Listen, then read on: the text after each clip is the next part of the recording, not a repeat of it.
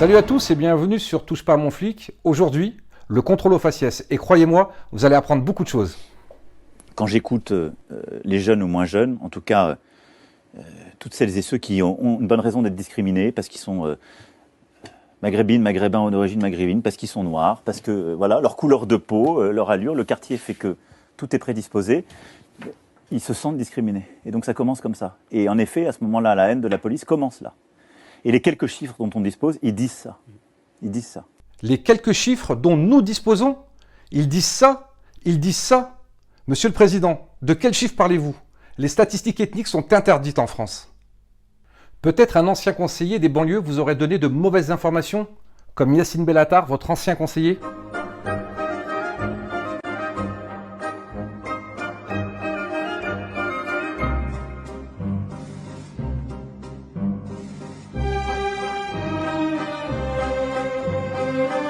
Depuis plus d'un siècle, la France vous accompagne dans le racisme. Nolo dedans qui dit « Je suis pas raciste, je suis pas raciste, j'en ai ras le cul, j'en ai ras le cul. » Il a craqué comme un prof d'histoire géo. Et oui, Yacine Bellatar, qui se moque de Samuel Paty, est ancien conseiller de notre président. On ose comprendre. 2 études en 2017 sur le contrôle dit aux faciès, complètement orientées, j'irais même dire instrumentalisées. Le premier par le CNRS, qui a fait une étude sur de prétendus contrôles aux faciès. Et devinez où? À Paris, gare du Nord. Pour ceux qui ne connaissent pas, je me suis rendu à la gare du Nord. Et pour faire une étude sur un contrôle aux faciès à la gare du Nord, il faut vraiment être de mauvaise foi. Jetez un œil là-dessus. Direction la gare du Nord. Et vous allez me dire ce que vous en pensez. D'après l'enquête du CNRS, 29% de personnes en gare du Nord sont noires ou arabes. Statistique grotesque, vous pouvez le constater. Mais comment ont-ils fait leur enquête? Ils se sont cachés et ont observé les contrôles des policiers? S'agissait-il de la police aux frontières basée à la gare du Nord et qui a pour mission le contrôle des étrangers? Et surtout, les contrôles étaient-ils aléatoires ou après une infraction? Des questions restées sans réponse. Ah oui, et pour info, le rapport du défenseur des droits sur le contrôle aux faciès n'est plus en ligne depuis peu. Et mon compte Twitter a été suspendu.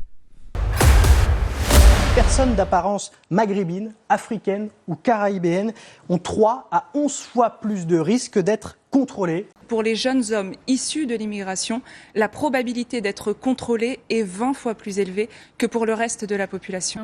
Le second rapport du défenseur des droits a fait un sondage. Ils ont appelé 5000 personnes. Et sur ces 5000 personnes, 82% sont satisfaits de la police. 84%, soit 4200 personnes sur 5000, déclarent ne pas avoir été contrôlés dans les 5 ans.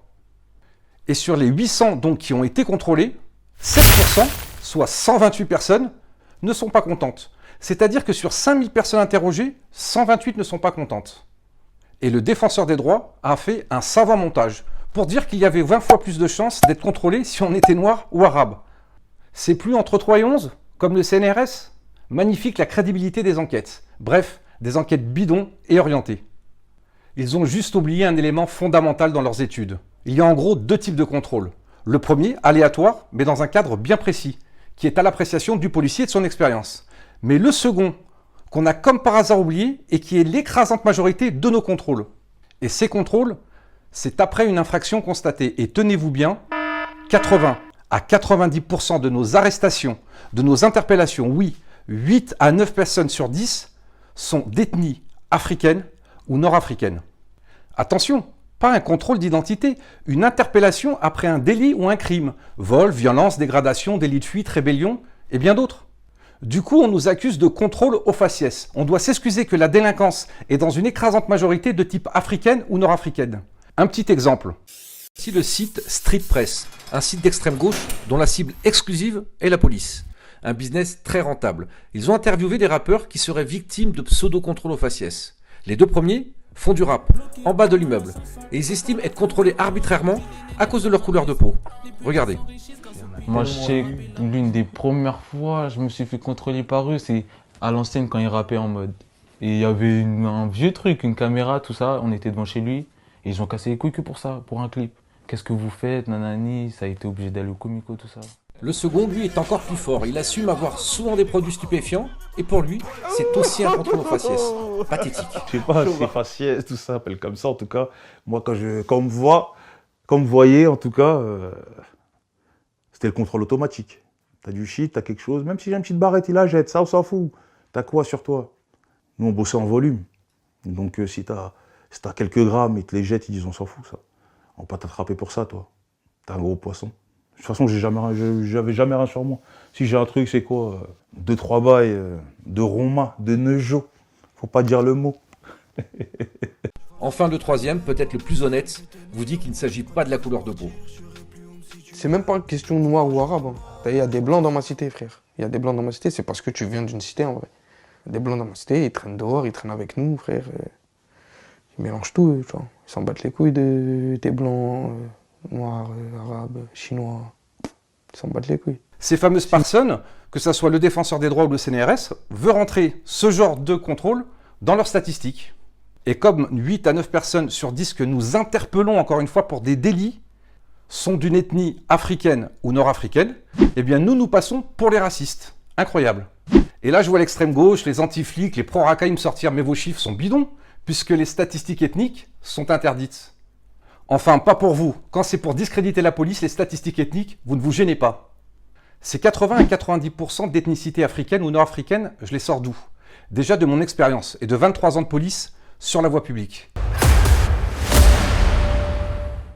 Bon, je sais qu'après cette vidéo, on va me traiter de raciste, que j'inventerai tout ça. Eh bien écoutez, j'ai des preuves de ce que j'avance. Et je vais vous les donner maintenant. Dans tous les commissariats de police ou de gendarmerie, vous avez un fichier. C'est le fichier Canonge. Le fichier Canonge, c'est l'album photographique que l'on présente aux victimes ou aux témoins lors d'une enquête. Toutes les personnes mises en cause sont recensées dans ce fichier. Et on entre dans la base des critères suivants: le sexe, l'âge, la corpulence, les couleurs de cheveux, des yeux, des tatouages, des cicatrices et l'ethnicité. Et là, j'ai la preuve de ce que j'avance. Dans une case, si vous mettez type africain ou nord-africain, sortira de la base 10 à 20 fois plus d'individus que pour un type caucasien. Voilà mes détracteurs, la preuve de ce que j'avance. Menez l'enquête. Et donc, c'est vrai qu'aujourd'hui, quand on a une couleur de peau qui n'est pas blanche, on est beaucoup plus contrôlé. Beaucoup plus. Monsieur le Président, cette phrase a fait beaucoup de mal à notre corporation, car les chiffres dont vous disposez sont faux, bidonnés, instrumentalisés. Sur des contrôles aléatoires qui sont ultra réglementés, et le policier prendra des critères effectivement discriminants. Le sexe d'abord, on contrôle principalement des hommes, et c'est une discrimination évidente. Mais personne ne nous en fait le reproche. Second critère, c'est pas la couleur de peau, c'est l'âge.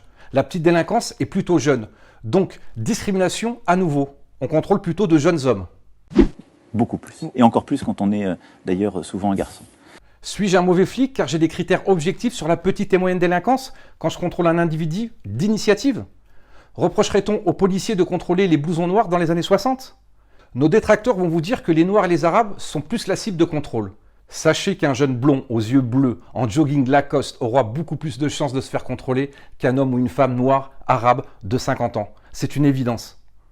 Monsieur le Président, le racisme est une plaie. Nos collègues d'ethnicité africaine ou nord-africaine le subissent tous les jours en se faisant traiter de bounty, de vendu ou de sale harki. Vous l'avez nommé vous-même. Cette plaie, c'est le séparatisme. La police française est l'une des plus déontologiques du monde. Nous avons réussi une mixité qu'aucune autre administration n'a réussi. Évidemment, tout n'est pas parfait.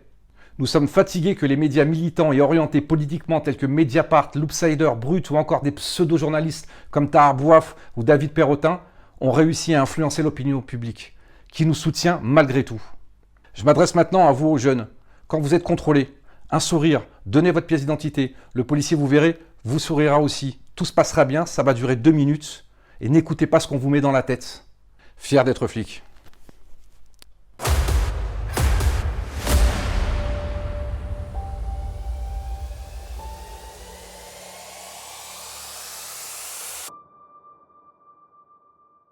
Soutenez-nous en partageant un maximum cette vidéo, adhérez à l'association ou faites un don sur touchepasamonflic.com.